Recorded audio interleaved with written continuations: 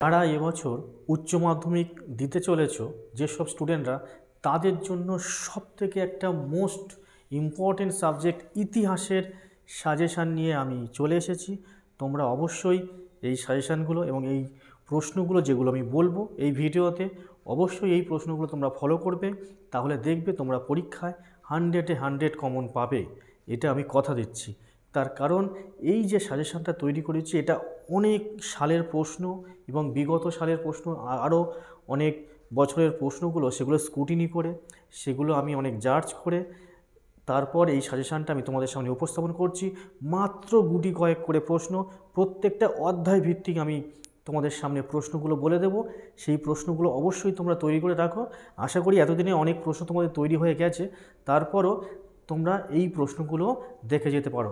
অবশ্যই আমি কথা দিচ্ছি তোমাদের এই প্রশ্নগুলো এবছর পরীক্ষায় অবশ্যই আসতে চলেছে।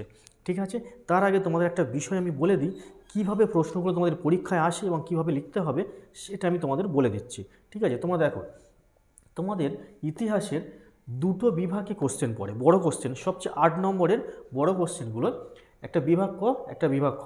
তোমরা জানো তোমাদের ইতিহাসে মোট 8টা চ্যাপ্টার আছে। এই 8টা চ্যাপ্টার মধ্যে প্রথম 4টে চ্যাপ্টার নিয়ে প্রথম বিভাগ মানে ক বিভাগে এরকমই কোশ্চেন আসে। এখানে প্রায় 4টে চ্যাপ্টার থেকে 4টে কোশ্চেন এবং কোনো একটা জায়গায় একটা চ্যাপ্টার কোশ্চেন অড দিয়ে দেয়। তা তোমরা এটা ভালো করে বুঝে নাও। তাহলে এখানে একটা, দুটো, তিনটে, চারটে, এই 4টে কোশ্চেন এবং আরও একটা অড দিয়ে থাকবে, মোট 5টা কোশ্চেন থাকবে। আর বিভাগ খ থেকে এখানেও এই 4টে কোশ্চেন একই রকমভাবে পড়বে। এখানে 5, 6, 7, 8 এই 4টে চ্যাপ্টার থেকে এখানে 4টে কোশ্চেন পড়বে। এখানেও কোনো একটা চ্যাপ্টার থেকে অড দিতে পারে। এইভাবে এই 4টে কোশ্চেন এবং এখানে এই 4টে কোশ্চেন তোমাকে লিখতে হবে পরীক্ষায় 5টা কোশ্চেন। বুঝতে পারলে? এখান থেকে 3টে লিখতে পারো, এখান থেকে 2টো লিখতে পারো, কিংবা এখান থেকে 3টে লিখতে পারো, এখান থেকে 2টো লিখতে পারো। এইভাবে তোমরা মোট 5টা কোশ্চেন লিখবে। ঠিক আছে, এখান থেকে 3টে, এখান থেকে 3 মানে 2টো, বা এখান থেকে 3টে, বা এখান থেকে 2টো। এইভাবে তোমরা কোশ্চেনগুলো লিখবে।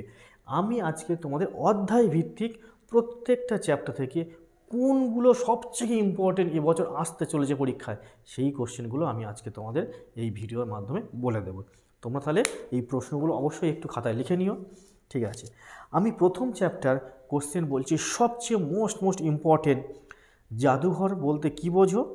অতীত পুনর্গঠনে জাদুঘরের ভূমিকা আলোচনা করো। আবার বলছি, জাদুঘর কাকে বলে? অতীত পুনর্গঠনে জাদুঘরের ভূমিকা আলোচনা করো। মানে জাদুঘর কাকে বলে বা কি বলতে কী বোঝো, এটা প্রথম পার্টে থাকছে। দ্বিতীয় পার্টে অতীত পুনর্গঠনে জাদুঘরের ভূমিকা আলোচনা করো। এবছরের জন্য মোস্ট ইম্পর্টেন্ট। এর সঙ্গে তোমরা মিউজিয়াম বা জাদুঘরের প্রকারভেদটা একটু দেখে যেও। ঠিক আছে, এর প্রকারভেদটাও এর সঙ্গে দেখে যেও। এই জাদুঘর থেকে এবছর একটা প্রশ্ন নিশ্চিতভাবে তোমরা ধরে নিতে পারো যে পরীক্ষা তোমাদের আসছে। এরপর নেক্সট কোশ্চেন, আধুনিক ইতিহাস লিখন পদ্ধতি আলোচনা করো। ঠিক আছে, এটাও খুব ইম্পর্টেন্ট কোশ্চেন। আধুনিক ইতিহাস লিখন পদ্ধতি আলোচনা করো। পারলে আর একটা কোশ্চেন আমি এক্সট্রা করে দিয়ে দিচ্ছি, এই কোশ্চেনটা একটু দেখে নিও এই চ্যাপ্টার থেকে। অতীতকে স্মরণ করার ক্ষেত্রে স্মৃতিকথার গুরুত্ব আলোচনা করো। অতীতকে স্মরণ করার ক্ষেত্রে স্মৃতিকথার গুরুত্ব আলোচনা করো। এবার আমি দ্বিতীয় চ্যাপ্টার চলে আসছি, সেকেন্ড চ্যাপ্টার সবচেয়ে 1 নম্বরে যে কোশ্চেনটা রেখেছি এখানে 3 স্টার দিয়ে দাও, 3টে স্টার দিয়ে দাও। সাম্রাজ্যবাদ সম্পর্কে হবসন লেনিনের তত্ত্ব আলোচনা করো। সাম্রাজ্যবাদ সম্পর্কে হবসন লেনিনের তত্ত্ব আলোচনা করো। আচ্ছা, এরপর নেক্সট যে কোশ্চেনটা আমি রেখেছি, সাম্রাজ্যবাদ বলতে কী বোঝো? সাম্রাজ্যবাদ উদ্ভবের কারণগুলি সংক্ষেপে আলোচনা করো। আবার বলছি, সাম্রাজ্যবাদ বলতে কী বোঝো? সাম্রাজ্যবাদ উদ্ভবের কারণগুলি সংক্ষেপে বর্ণনা করো। আর এখান থেকে আর একটা কোশ্চেন তোমরা একটু দেখে যাবে, সে কোশ্চেনটা হচ্ছে, উপনিবেশবাদের সঙ্গে সাম্রাজ্যবাদের সম্পর্ক আলোচনা করো। এই 3টে কোশ্চেন, এখান থেকে একটা কোশ্চেন নিশ্চিতভাবে তোমরা পেয়ে যাচ্ছ। ঠিক আছে, এবার আসছে আমি 3 নম্বর চ্যাপ্টার। প্রথম কোশ্চেন, ঔপনিবেশিক ভারতে অবশিল্পায়নের কারণ ও ফলাফলগুলি আলোচনা করো। আবার বলছি, ঔপনিবেশিক ভারতে অবশিল্পায়নের কারণ ও ফলাফলগুলি আলোচনা করো। এখান থেকে 2 নম্বর কোশ্চেন, ক্যান্টন বাণিজ্যের বৈশিষ্ট্যগুলি মানে প্রধান বৈশিষ্ট্যগুলি কী ছিল এবং এই বাণিজ্যের অবসান কেন হয়েছিল, ক্যান্টন বাণিজ্যের প্রধান বৈশিষ্ট্যগুলি কী ছিল, এই বাণিজ্যের অবসান কেন হয়েছিল। এটা মারাত্মক ইম্পর্ট্যান্ট কোশ্চেন। এখান থেকে আমি এরপর 3 নম্বর কোশ্চেন যেটা বলবো, ভারতের রেলপথ প্রবর্তনের উদ্দেশ্য ও প্রভাব আলোচনা করো। ভারতের রেলপথ থেকে এবছর মারাত্মক ইম্পর্ট্যান্ট আছে। আর একটা কোশ্চেন এক্সট্রা আমি দিয়ে রাখছি, তোমরা পারলে একটু করো। ইস্ট ইন্ডিয়া কোম্পানি আমলে ভারতের ভূমি রাজস্ব ব্যবস্থা, এইটা একটু পারলে দেখে যাও, ঠিক আছে। এবার আমি আসছি 4 নম্বর চ্যাপ্টার। 4 নম্বর চ্যাপ্টার সবচেয়ে ইম্পর্টেন্ট কোশ্চেনগুলো হলো, প্রথম কোশ্চেন মারাত্মক ইম্পর্টেন্ট, এটা 3টে স্টার দিয়ে রাখবে। চীনের চৌঠা মে আন্দোলনের কারণগুলি বিশ্লেষণ করো এবং এর গুরুত্ব কী ছিল। চীনের চৌঠা মে মারাত্মক ইম্পর্টেন্ট, এই কোশ্চেনটা তোমরা দেখে যাবে। আর এখান থেকে আর একটা কোশ্চেন আমি দেব, শিক্ষা সংস্কার ও শিক্ষার প্রসার সম্পর্কে ঈশ্বরচন্দ্র বিদ্যাসাগরের যে অবদান পর্যালোচনা করো। এই ঈশ্বরচন্দ্র বিদ্যাসাগর সম্পর্কে এই কোশ্চেনটা তোমরা অবশ্যই পড়বে। আর এখান থেকে পারলে আর একটা একটু তোমরা এক্সট্রা করে দিচ্ছি, এটা তোমরা দেখে যাও, আলিগড় আন্দোলনের উপর সংক্ষিপ্ত টিকা লেখো, ঠিক আছে। এবার আসছি আমি, মানে এই যে 4 নম্বর চ্যাপ্টার, এই হলো হচ্ছে প্রথম পার্ট। এই প্রথম পার্ট থেকে তোমরা অবশ্যই এই কোশ্চেন কটা দেখে যাবে।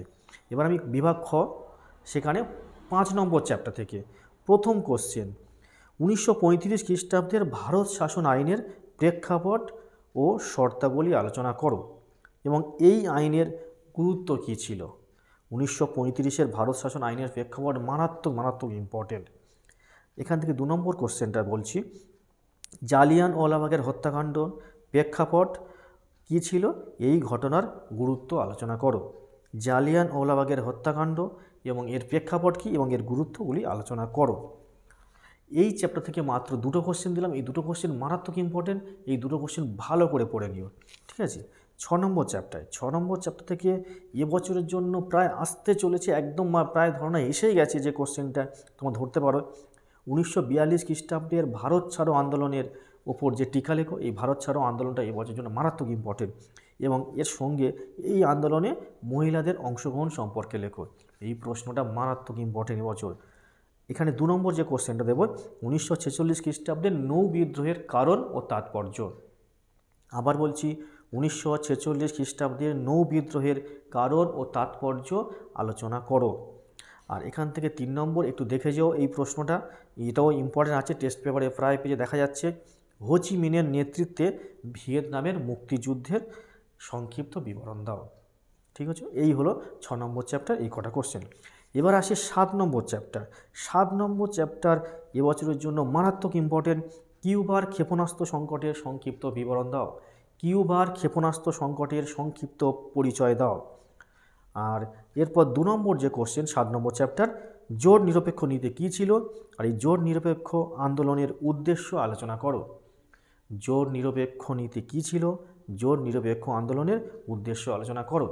আর এখান থেকে আরেকটা কোশ্চেন দেব, সেই কোশ্চেনটা হলো ট্রুম্যান নীতি ও মার্শাল পরিকল্পনা সংক্ষেপে আলোচনা করো। ট্রুম্যান নীতি ও মার্শাল পরিকল্পনা, এটাও ভালোই ইম্পর্টেন্ট আছে। এবার আমি আসছি লাস্ট চ্যাপ্টার, 8 নম্বর চ্যাপ্টার। এই 8 নম্বর চ্যাপ্টার যে মারাত্মক ইম্পর্টেন্ট যে কোশ্চেনটা এবছর ধরেই নিতে পারো, এই কোশ্চেনটা পরীক্ষায় এসে গেছে।